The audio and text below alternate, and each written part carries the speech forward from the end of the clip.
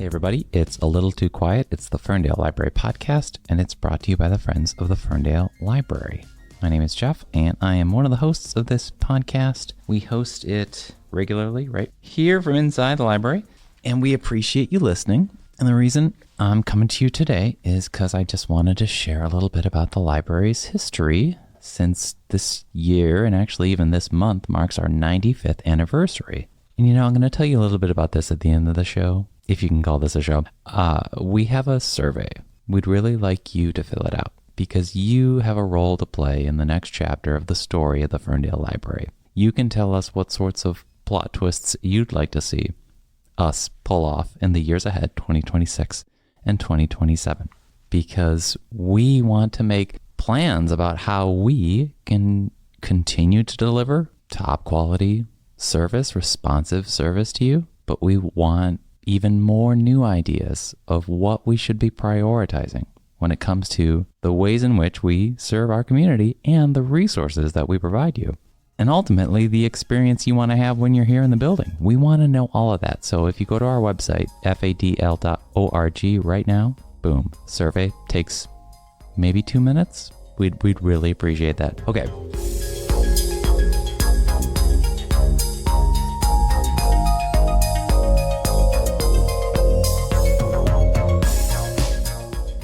You're tuning in because you are curious about libraries, and hopefully you love this library. I'm going to tell you all about it from a lifelong Ferndalian. I used to volunteer at the Ferndale Historical Society, and shout out to the wonderful historians who volunteer their time there. They contributed a lot to the compiling of the history that I'm about to unveil for you right now.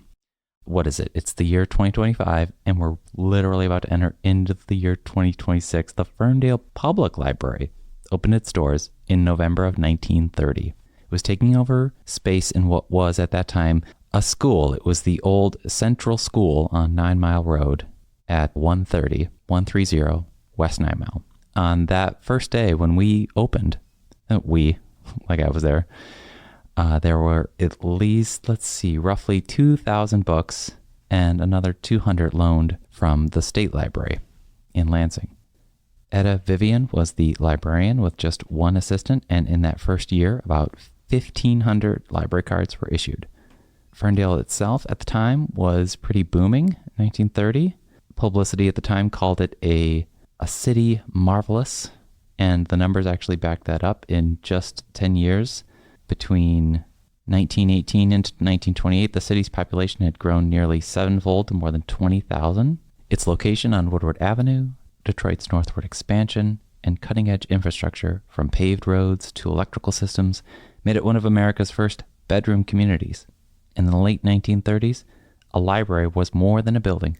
It was a badge of civic pride. Within a decade, the collection had grown to over 10,000 volumes, and in 1937, the first Friends of the Library group in Michigan was founded. The Friends of the Ferndale Library, a group that would continue to support the library through most of its history, even until today, actually. By the mid-1940s, the library was being called one of the finest in Southeast Michigan. By 1954, it was time for a new building. Next to the original library, a modern facility at 222 East 9 Mile opened with stylish mid-century design, designed by Barry and Knapp, with guidance from top library consultants, including Ralph Olveling, the director of the Detroit Public Library at the time. Students and local youth groups pitched in to move books from 130 West 9 Mile, basically roughly 500 to 1,000 feet across a parking lot's worth of space, book by book, stack by stack, on their feet, walking back and forth, all the books, all the materials, turning the event into a citywide effort.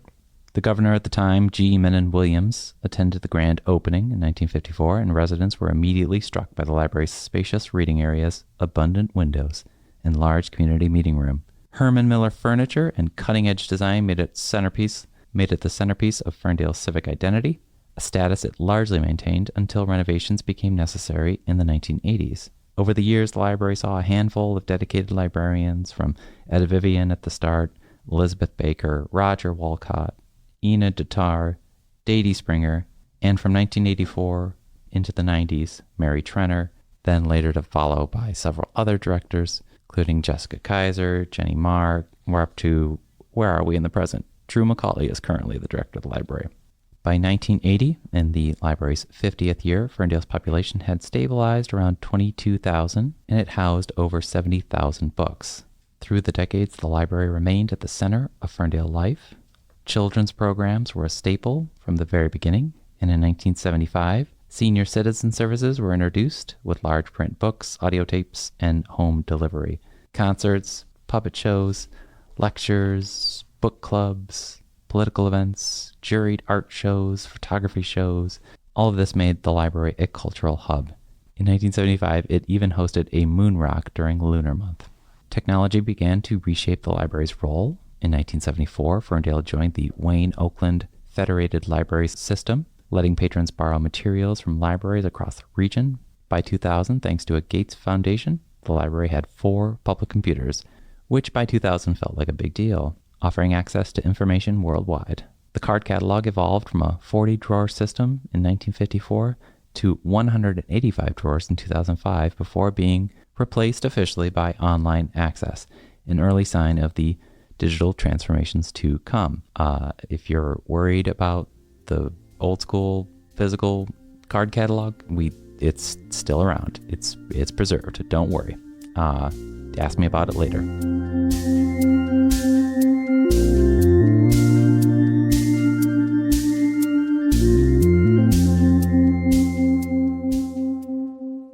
By the late 1990s, the library faced some challenges. A citywide survey put out in 1997 showed residents wanted expanded hours, more space, better access to computers, and many saw the library as, at that time, small, outdated, even in less than appealing condition at the time. In response, the library was spun off from the city in 2004, creating an independent library with an elected board and a 1 mil dedicated tax. The newly independent library quickly surveyed the public, developed a strategic plan, and began implementing changes. Interior redesigns, expanded hours, and increased budgets for materials followed. Residents were enthusiastic, seeing the library as a key reflection of the community's vitality. Into the mid-2000s, the next big step was the Library Improvement Plan, approved by the City Council in 2007. The vision, a modern, eco-conscious, technologically advanced space while preserving the historic charm. Despite some opposition over the 20-year millage plan, residents voted overwhelmingly in favor, showing once again that Ferndale's public library mattered. Over the next 3 years, the building was expanded and remodeled, doubling its size. Children's spaces, computer labs, and meeting rooms were modernized. Green design features, including geothermal heating, a green roof, and rainwater recycling, made the library a sustainable community anchor. By 2010, the library had become a place not just for books, but for art exhibits, lectures, live music, story time, variety of community programming for all ages, and so much more. Into the 2010s, the library continued to evolve, increasing the amount of circulating items, increasing the amount of digital resources that patrons had access to, increasing the amount of public computers, as well as expanding hours to 7 days a week. When the COVID-19 pandemic struck in 2020, the library pivoted quickly. Curbside service and expanded parking lot, Wi-Fi ensured access to materials, and virtual programs like Storytime, live music, and art exhibitions kept the community connected. After that, the library embraced a library of things, lending video games, telescopes, metal detectors, tools, board games, instruments, seeds, and who knows what else, anything that could not be a book, music, or film. We had it. It's ever expanding. Board games, puzzles, if I didn't mention them. Then, by going fine-free, which happened in 2019, it reinforced its mission to make information and community access available to all. From its first 2,000 books in 1930 to a modern, digital, and environmentally conscious hub, the Ferndale Library has continually adapted to meet the needs of its community. Whether it's a moon rock in 1975 or a high-speed Wi-Fi hotspot in 2020, the library's role has remained the same, providing access, knowledge, and a space for everyone in Ferndale to convene, learn, and grow. And we've also gone from being known as the Ferndale Public Library to officially, as far back as 2016, the Ferndale Area District Library, being an independent library with an elected board and drawing our budget from property tax revenue. We established that name basically to lay out the service area of the library, which does include the school district as well. And as a library that is independent of its city, you probably heard me mention, if you were listening very closely, that does require us to develop a strategic plan. And that is where you can come in and help us. We're developing that right now for the years of 2026 going into 2031, which would mark the 100th year of the library. How exciting is that? We need to figure out what our priorities are going to be for this generation and the generations beyond. So if you go to fadl.org, you could fill out our survey right now. Tell us how you use the library. Tell us what you like about the library. Tell us what you'd like to see the library do in the future, and we'll make it happen. And it'll become part of the narrative, the ongoing story of the next few pages of what's currently unwritten that this podcast can't yet tell, if any of that made sense. Thanks for listening to this brief little episode of A Little Too Quiet. It's the Ferndale Library Podcast, and it's brought to you by the Friends of the Ferndale Library, who have been in existence since 1937. You can join at ferndalefriends.org. That's it for now. Remember to go to our website for the survey, and thank you for listening.